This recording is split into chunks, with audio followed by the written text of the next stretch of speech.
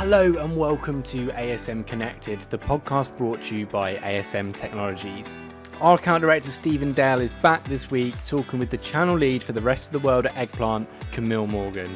Stephen and Camille talk about what it's like starting out in the industry, how to tackle being a non-technical person in a technical industry, and the story of the recent acquisition of Eggplant by Keysight. Over to you, Stephen. Eggplant's motto is to rid the world of bad software. They started as a business in 2008 and are considered leaders in software testing by both Gartner and Forrester. Whether companies are launching new software, scaling existing software, or moving it into the cloud, Eggplant solutions are covering all industry sectors. They're utilizing artificial intelligence to improve their tools, and they've got a lot of successful implementations and use cases around automation as well. So welcome, Camille. Thanks for joining me today. Thank you for having me. So just before we get into the main questions, a few questions to get us going. Just wondering, has anyone been back into London yet? How's it looking? Is anybody there? Slowly. Our office they're open. I know a few people have gone. I think last week we had up to 8 people, which for an office which normally has 5 to 6 times that, it's starting. Whereas this week there was 1 person. So I think it's very much slow progress. I think it's very dependent on how you can travel there or not. So a lot of the people that are close to London that can access the office, whether it be walking or cycling or overground, they're more willing. I think it's probably the underground of that closed, confined space, which is slightly putting some people off.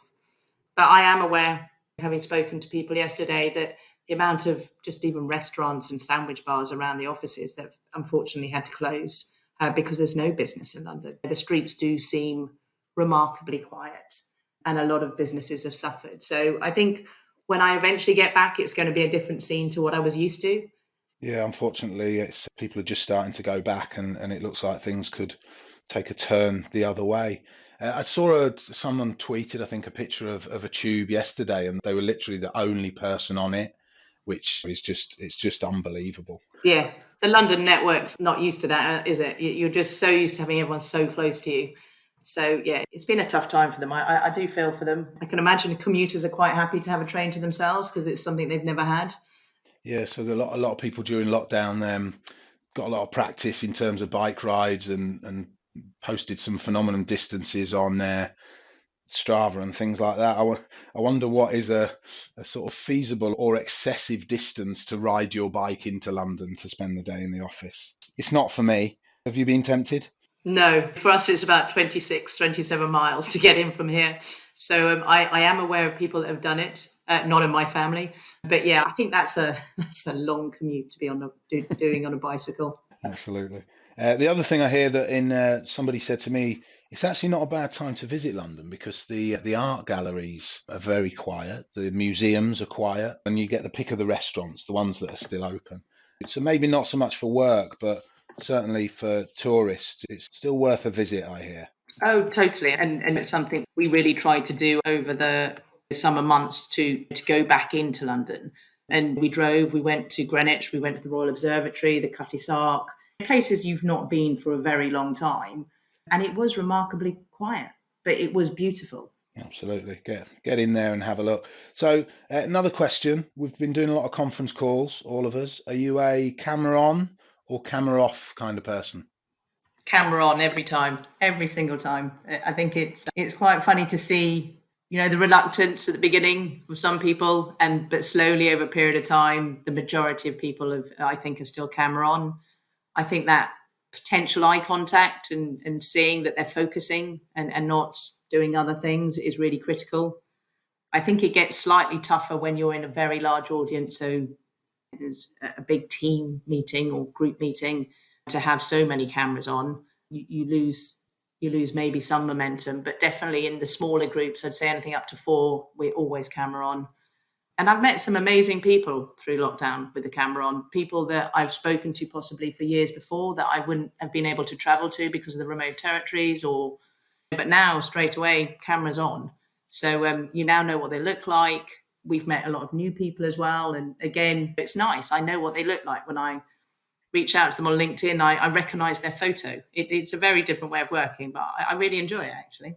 Yeah, I like it. I think I've seen a little bit of a tailing off of it. Some people that started with it, I've found have dropped off, maybe because sometimes they were the only one that was on the camera. And there's nothing in the invite, is there, to say that this is a camera on meeting. So there's a little bit of you're not quite sure what's going to happen. Should you start with your camera on or off? Yeah, it's interesting. I do think staring at the sort of camera or your laptop all day, it does take it out of you. It's quite tiring, isn't it?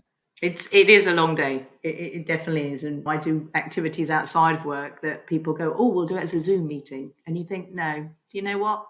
Actually, I think I'm probably meetinged out through a computer. I'd like to do those activities face to face or something else. But yeah, I've seen a lot of even children's activities, things that they may do on an evening, the guides, the cubs, that they're all online as well.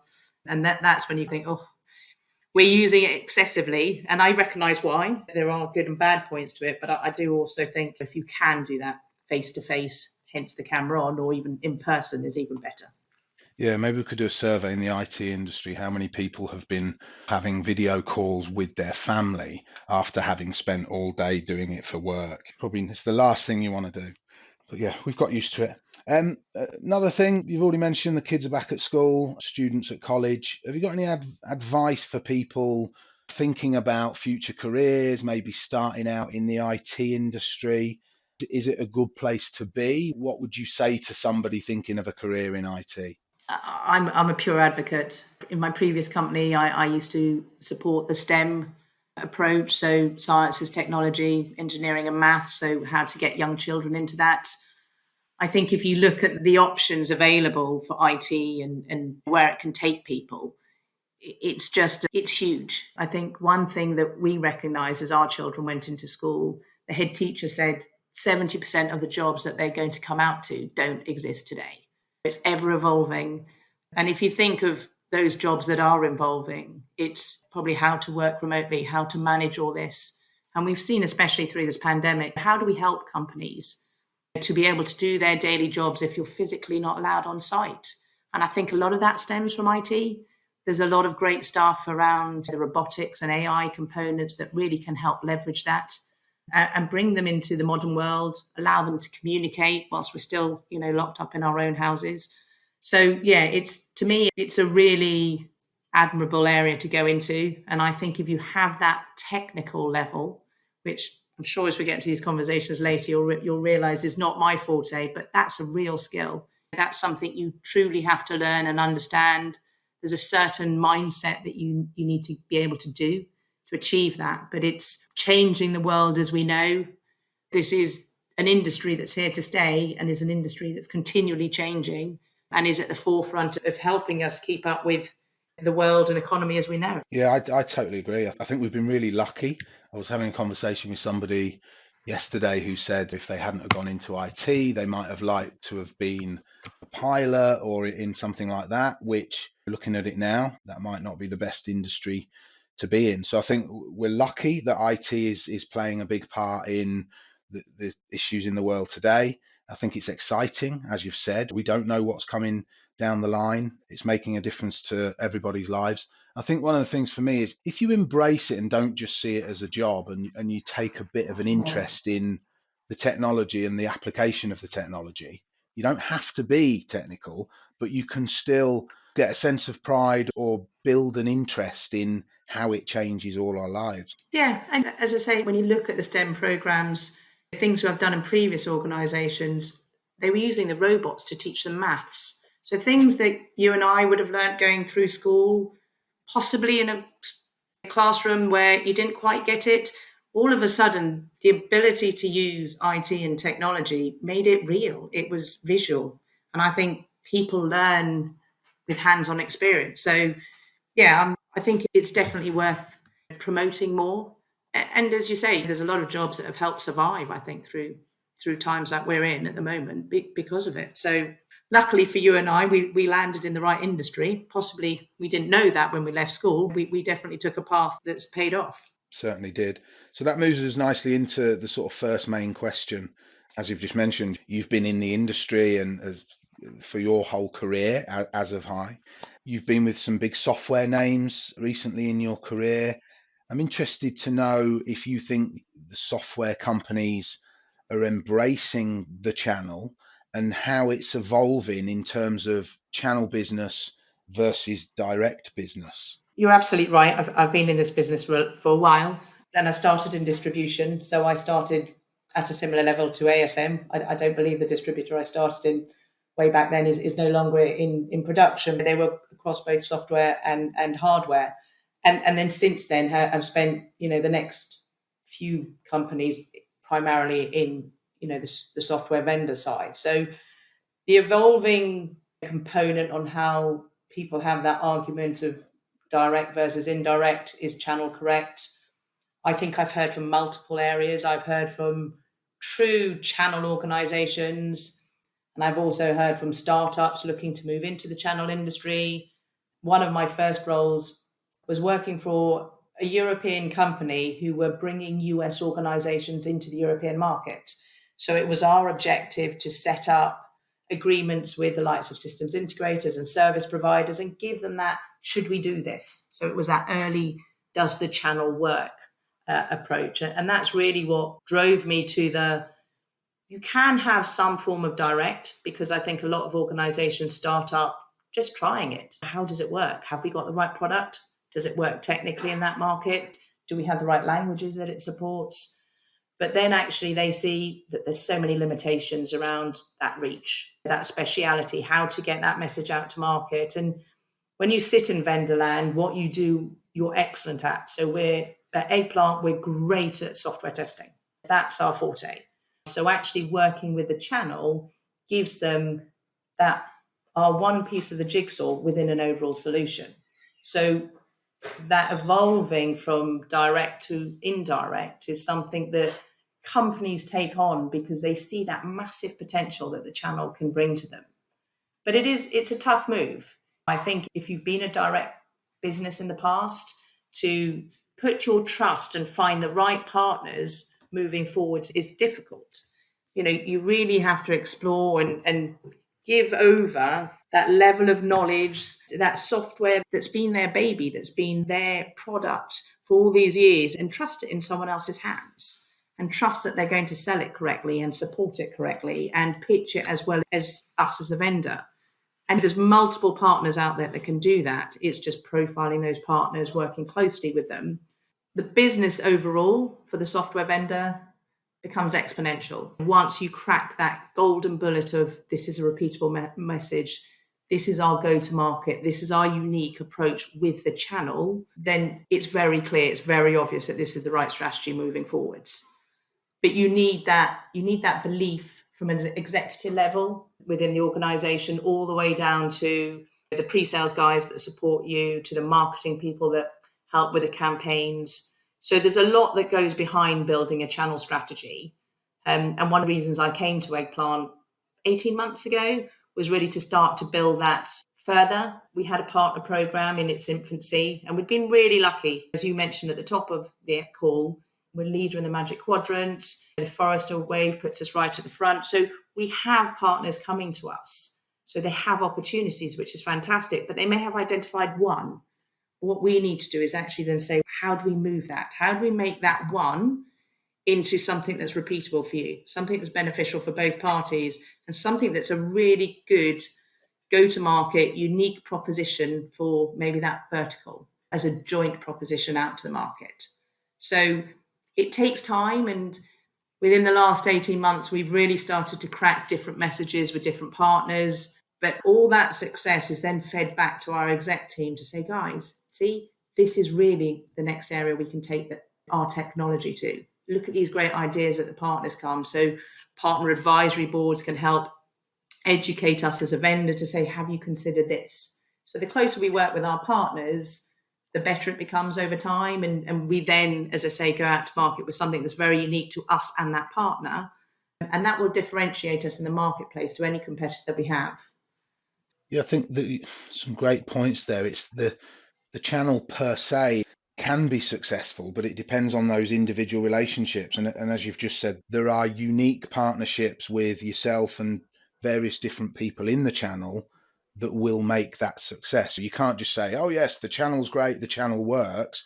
I think it's about finding the right fit within those channels. And as you said, software companies in that fast growth stage can be very protective over their software. It's their solution. I think we've found working with companies like Eggplant is your guys do want to be involved in the sale, the conceptual side of the process. How is the customer going to use it? How can we implement it in different ways? If the channel pushes you too far away from that and says, no, we're going to take this, thank you, then yeah, that protectiveness over your intellectual property can become a bit of an issue. So I think it's about finding that unique partnership, taking the benefits of the channel partner and working with them in a way that works for both sides. So from my point of view, I think if you find the right partner, the channel can add that presence within those customers and deal with the complexity of how a bid or a project moves around those organizations, and then leave you to just be talking about the great stuff your software can do. Do you agree with that? That it's channel's good, but only if you find the right partner and work in the right way? Totally agree. And I think that presence within that customer is critical to us, especially as we launch into new territories. The value that the channel brings with the relationships, the territories that they can expand into, they own that. They do this day to day. They do it with multiple vendors. They have multiple touches into these customers. So it is very much that right partner, as you say.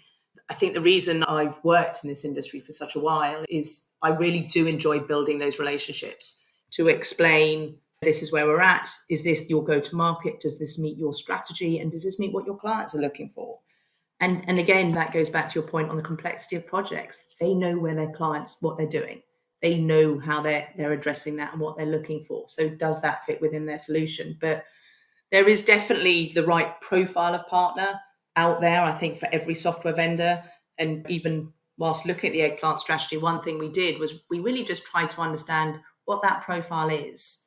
So we don't want to go to hundreds of partners. We really are looking for that select number that of, I'd like to call them elite partners, but just get to understand what we do and we know what they do. And we map across to what they do and the type of customers they're going out to. So in that regards, that's when the channel really starts to come into its own and you can see the benefits. And it's a long-term partnership. It goes through good and bad phases. So it is that approach of how we can work together and how, as I say, it's beneficial to both parties. There really needs to be that level of relevance from both sides. It cannot be the software vendor pushing one message that the partner doesn't believe in, or the partner going, do you know what, we're going to go here because this is unique. And if we can't support that, then that's wrong. But I think that open two-way of really understanding what's that right approach for us jointly is how we find that success in the right partner. Yeah, I love that word, relevance. I think that's a really good takeaway from that advice. And do you find, obviously, your territory, rest of the world, are there any massive differences globally, or is this sort of channel versus direct pros and cons, are they the same across different regions? We have started to focus slightly smaller, so UK, France, Germany, Nordics and Benelux, but we also have a good APAC contingency. So there is a massive differentiator definitely from Europe to APAC. But even just looking in the European territories, and we obviously work with ASM in both the UK and France, again, the approaches are different. You need to recognize your markets. And I think that's where you guys come into your own. You have that French-speaking contingency, that ability to communicate and understand their market. It's very much like someone coming into the UK market and saying, explain to me how your telcos work, and not knowing the history behind our industry within the telco area and the traditional British industries that, as we all know. So yeah, there are definitely nuances across the board. There are some nationalities which approach things in different ways, more clear, or there are some that aren't so direct. So it's understanding that. And I think what we try to do, and again, a value for me of the partners, is we really find local partners. We find very niche boutique partners in local territories that recognize those market nuances and know that territory, that geography really well, and bring that experience. So when I say this is how we want to approach this country in Southern Europe, they might go, do you know what, that's not right. And these are the reasons why. And we have that discussion. Then we tweak the campaigns, we tweak that messaging to do that and to obviously incorporate all that great feedback that they've given. So yeah, it's definitely a big patch, but it's one that the partners have really helped us understand and progress forwards and learn to take different messages and work differently in each area. You can see how that experience of yours really comes in, working across those differences across the different territories. So I just want to move on to the next question. Acquisitions. So Eggplant were recently acquired by Keysight, massive business that people in the channel may know them as having also acquired Ixia. They're obviously more in the hardware testing sort of arena. What kind of opportunities or benefits do you think that acquisition or that merger is going to bring to Eggplant? Huge amount of opportunity. So we got acquired in June this year. So it actually happened in lockdown, which I think shows the true value of Eggplant, that we're able to go complete that sale in such tricky times. But really, Keysight is, as you say, it stems out of hardware, but it gives you that pure testing across anything from hardware, network performance. So what they didn't have was they didn't have the application space for testing. So with Eggplant, we complete that stack. So now going to market under the Keysight banner, and we will still run as an Eggplant business unit. So we still run as our own entity within that. But we really can go out there and say, look, we do pure testing from layer 1 to 7, all the way to the top, including that application space. But it also covers the likes of 5G and potentially 6G, Wi-Fi testing, hardware, network performance. So there's a massive opportunity. Keysight are a very vast organization as well. They have a very large presence globally. I think they're possibly 13,000 strong, but they have a big presence in APAC as well as EMEA, as well as North America. So it's helped us with that reach. They're just so open. They're very willing to integrate. They're very, very willing to put the right things forwards, consider the best practices and work out what's right. And in the center of all of that, the channel's there. So it's a real positive vibe that we're feeling. The Keysight family have welcomed the Eggplant business unit in with open arms. So it's been really good. And it's something I'm looking to explore further with the channel and see where it takes us. But they've bought us for growth. They're investing heavily into Eggplant.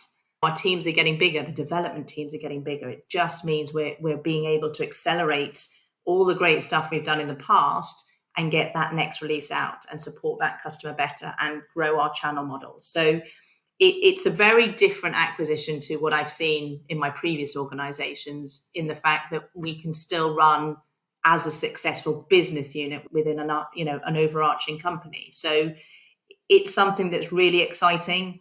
The only difference I've seen since the acquisition really has just been my teams growing. There are more people available, but the investments that they're putting into Eggplant and making it successful have been phenomenal. So it's really positive. And previous companies, we've changed channel strategies once we've been acquired, and that's not the right route. These guys really are listening and saying, yeah, you're building this. This is really great. How can we support it? How can we accelerate it? So it's a very different acquisition than I've previously experienced, but a very positive one. So I'm looking forward to this going for many more years and just seeing that rapid growth and supporting us within that Keysight family. How do you go on with those technical conversations? How do you keep up, and how do you prove your value as a non-technical person in a technical world? I think I probably duck a few. I obviously would totally understand my audience before I walked into something, but how I position and the areas that I typically focus on is at that high level business. So, I can talk about DevOps at scale.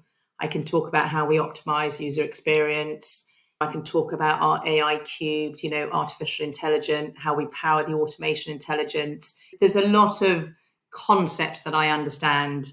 When we get into that technical conversation, I think, having been in the industry as long as I have, I am more than happy to put my hand up and say, look, let me bring you an expert.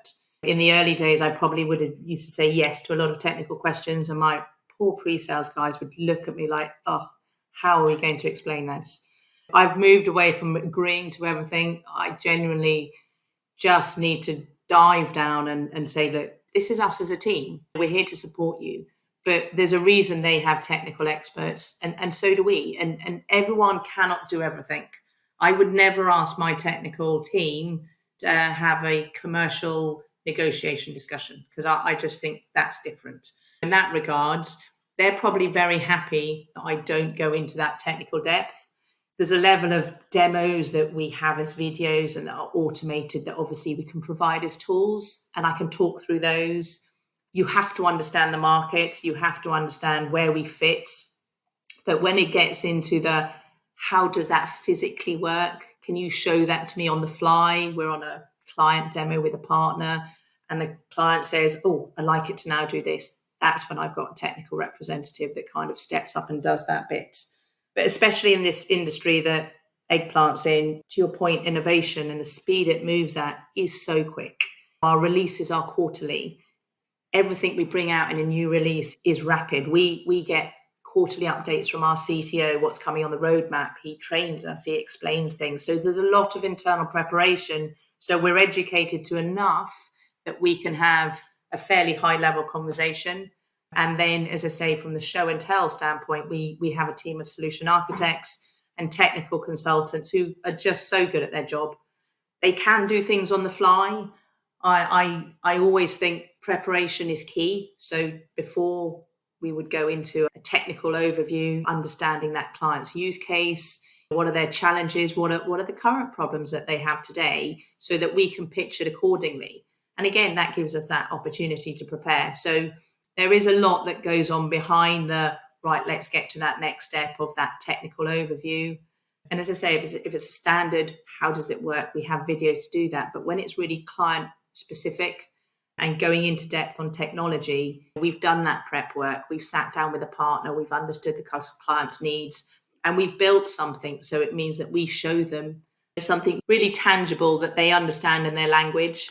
So if I look across our industries, I've mentioned earlier, we do automotive, defense, retail. But if you take, for example, retail, we've got a really unique opportunity in quick service restaurants. So for that, we've got a number of clients. But if you look at any way to access a quick service restaurant and the kind of stuff you need to do testing, it could be anything from that mobile app before you actually physically get there, to you and I might access it through the web, or how do we do it whilst you're all in there? How do they test the tills that they use? So we would then go into the how do we do it very specifically on that message within, say, quick service restaurants in retail.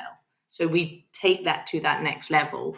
And really, that technical discussion also needs people that are aware from an industry. So they need to be vertically knowledgeable as well. We can't have them just talking overall retail. Well, actually, quick service restaurants is very different to, say, a standard retail shop that you and I might access online. So how do we differentiate? So our technical guys are critical to our success, but also that knowledge that we help them bring from a vertical standpoint will complement that. So to your question, really, that complexity just has to be addressed by probably a team of us. Very similar to how the client would bring a team of people to their conversations. We make sure we mirror that so we can address and answer them in something that's valuable for them in a language that they understand.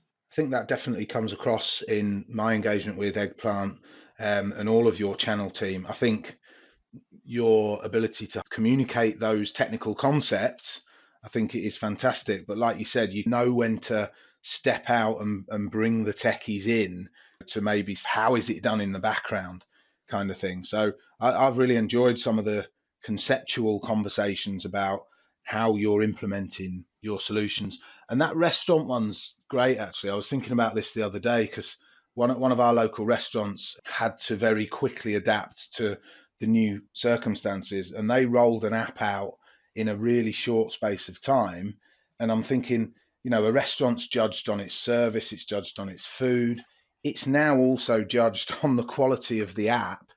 If you're using a QR code to order from the bar, that's got to work really well. So I think it's a great use case that I've come across that, like you said, it needs that understanding in the background.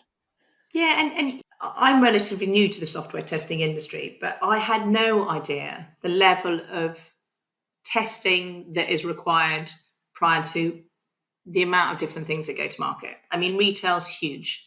And that could be, and again, we saw it across the pandemic. There were a lot of retailers that moved to online.